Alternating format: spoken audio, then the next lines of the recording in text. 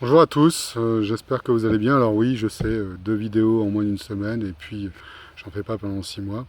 Alors c'est pas parce que j'ai le soleil que je fais une vidéo, c'est pas non plus pour vous tenir en haleine, mais comme d'habitude, hein, il se passe toujours des choses, donc quand il se passe des choses que j'estime être pour moi aujourd'hui un crime de persécution, enfin, c'est pas pour moi seulement, hein, c'est l'explication pénale hein, de ce qui se passe, je tenais à vous en faire part et à vous le dire.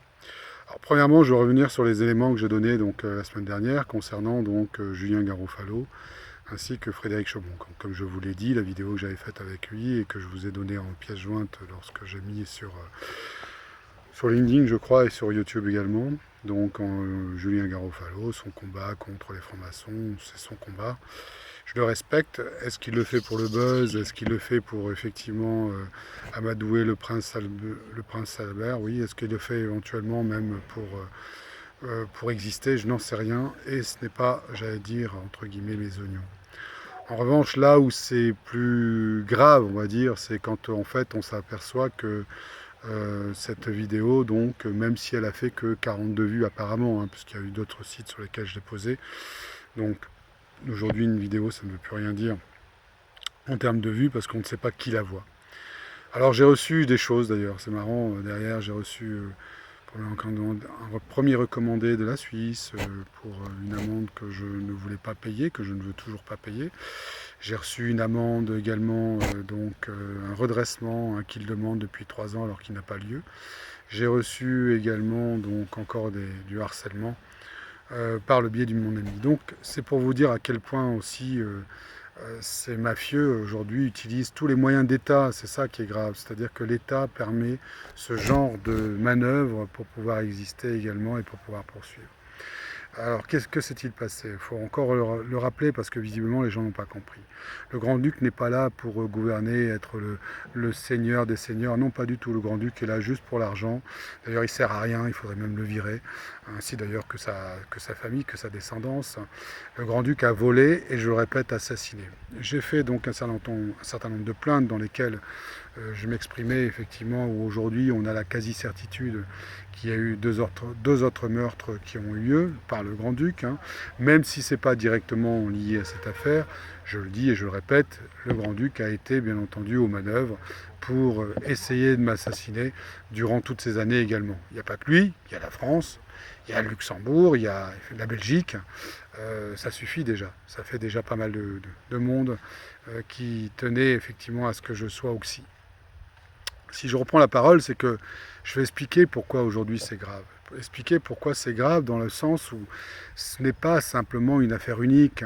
En réalité, il s'agit d'un stratagème qu'a utilisé le Grand-Duc à l'époque pour obtenir de l'argent. Je suis convaincu aujourd'hui qu'il y a eu d'autres assassinats de petits vieux, petites vieilles parce qu'on leur avait piqué tout simplement leur argent, qu'on a placé en EHPAD, qu'on a plus ou moins, en tout cas plus ou moins drogué, puisque moi déjà, Yvonne Zeldinger était droguée quand je suis arrivé, c'est-à-dire en novembre 2011, elle était droguée. Et j'ai d'ailleurs fait une plainte en juin 2012 parce que je me rendais compte qu'il y avait un certain nombre de choses qui ne fonctionnaient pas. Donc c'est pour vous dire également que ces gens-là ont peur, c'est pour vous dire également que ces gens-là savent très bien ce qu'ils ont fait. Alors, qui est aux manœuvres aujourd'hui? Il y a Xavier Bettel, je vous l'ai dit, il y a dans cette affaire le Grand-Duc qui a assassiné et volé. 32 millions et demi, alors une partie pour sa sœur, pour ses sœurs, pour son père, voilà. Ça, c'est le Grand-Duc de Luxembourg. Mais il y a eu aussi d'autres détournements, puisque j'ai fait part de détournements de partis politiques, j'ai fait part de détournements concernant également des gens qui ont reçu le parquet, hein, 52 personnes du parquet, vous imaginez quand même. 52 personnes du parquet ont touché de l'argent. Comment voulez-vous qu'ils me donnent effectivement aujourd'hui la possibilité de consulter les dossiers? Voilà, mais c'est dit, comme on dit. Mais pourtant, ils devront le faire.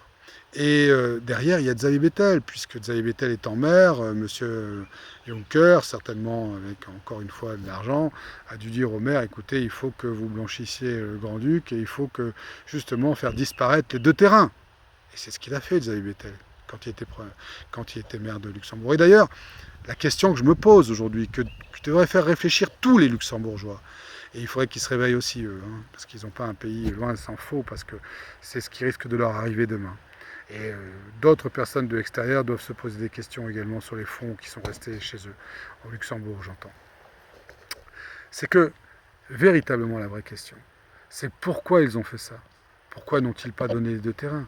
Pourquoi éventuellement donc ils ne l'ont pas laissé? Non, non, ils n'avaient jamais l'intention de rendre cet argent, mais en plus ils avaient l'intention de nous suicider, nous trucider plus exactement.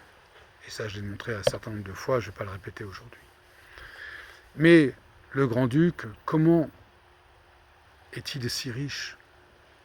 Comment a-t-il gagné sa fortune? C'est à ça que je voudrais que les Luxembourgeois se posent comme question, à atteindre comme but.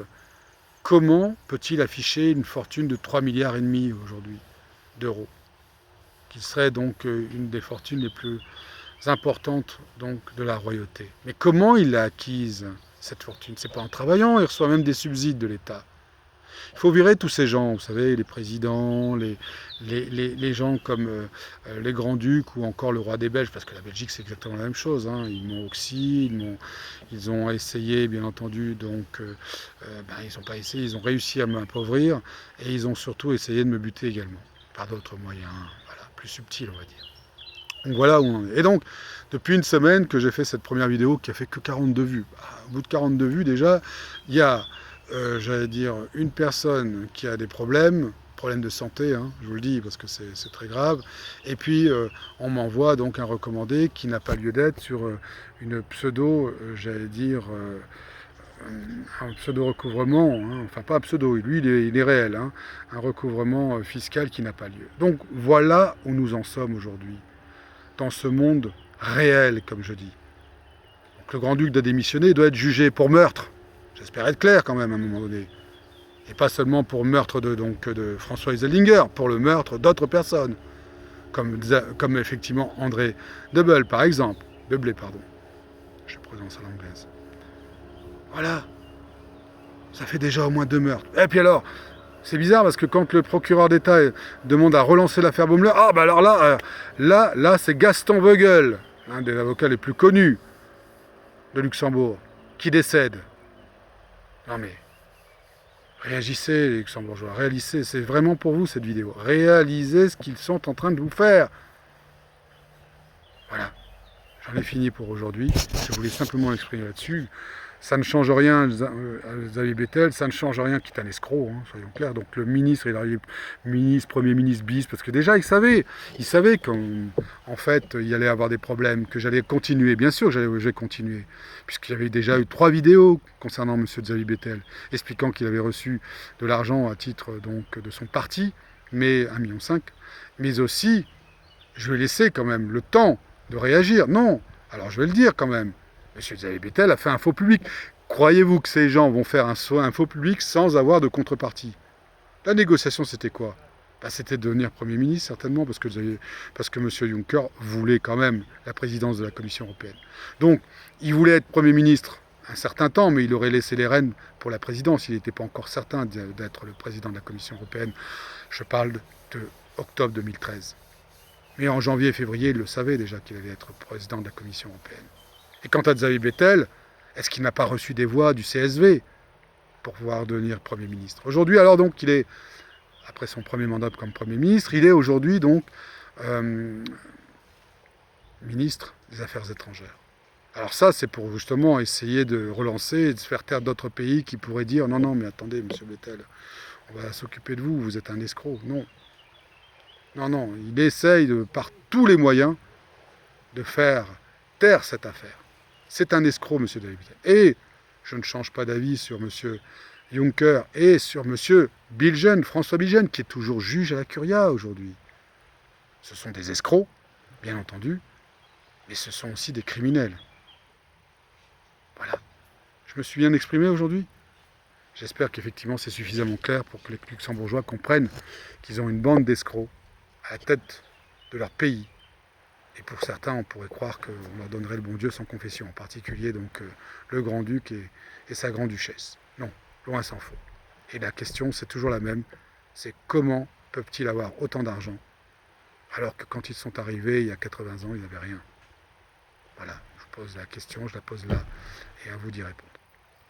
Je vous souhaite une bonne fin d'après-midi, un bon samedi, un bon week-end. va continuer.